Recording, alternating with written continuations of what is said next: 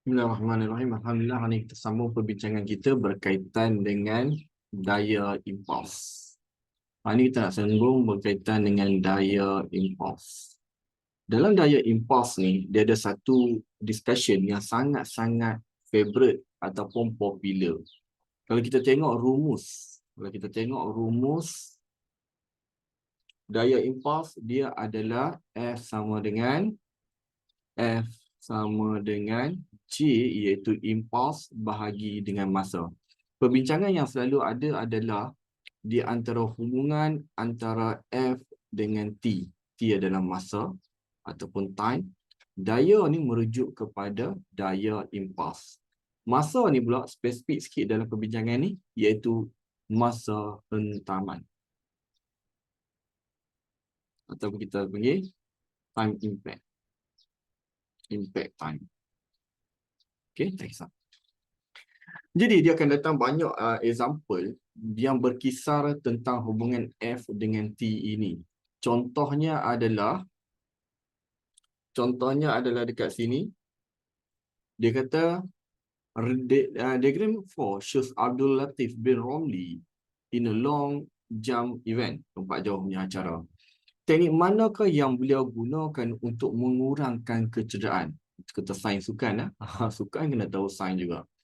Jadi dia bagi banyak pilihan: mendarat dengan satu kaki, mendarat dengan meluruskan kaki, menegakkan badan ketika mendarat dan membengkokkan lutut ketika mendarat. Jawapannya adalah membengkokkan lutut ketika mendarat. Sebab apa? Sebab bila membengkokkan lutut, dia akan memanjangkan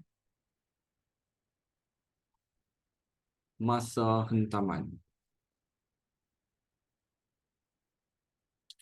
Bila dia memanjangkan masa hentaman, apa hubungan T dengan F ini? Hubungan dia adalah berkadar songsang. Boleh cantik situ, berkadar songsang. Berkadar songsang. Inversely proportional.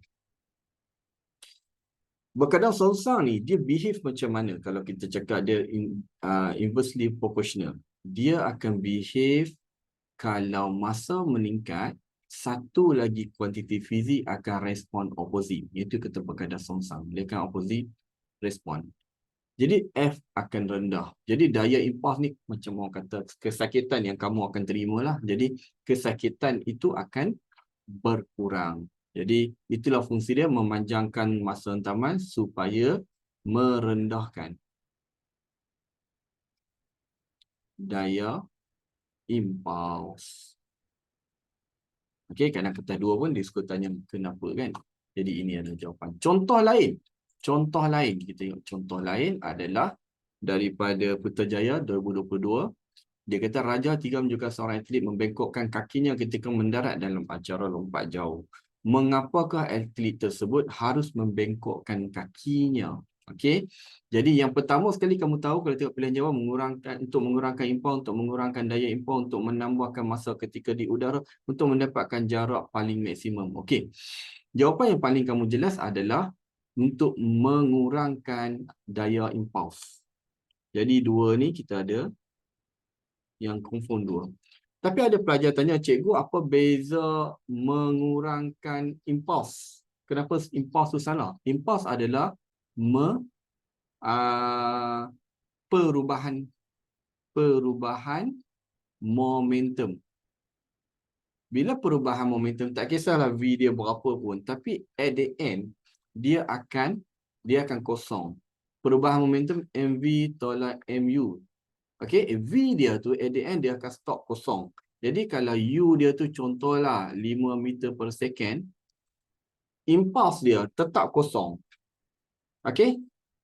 Dia bengkok kaki ke, dia straight kaki ke, dia punya impuls mesti sama sebab daripada U 5 dia akan jadi kosong.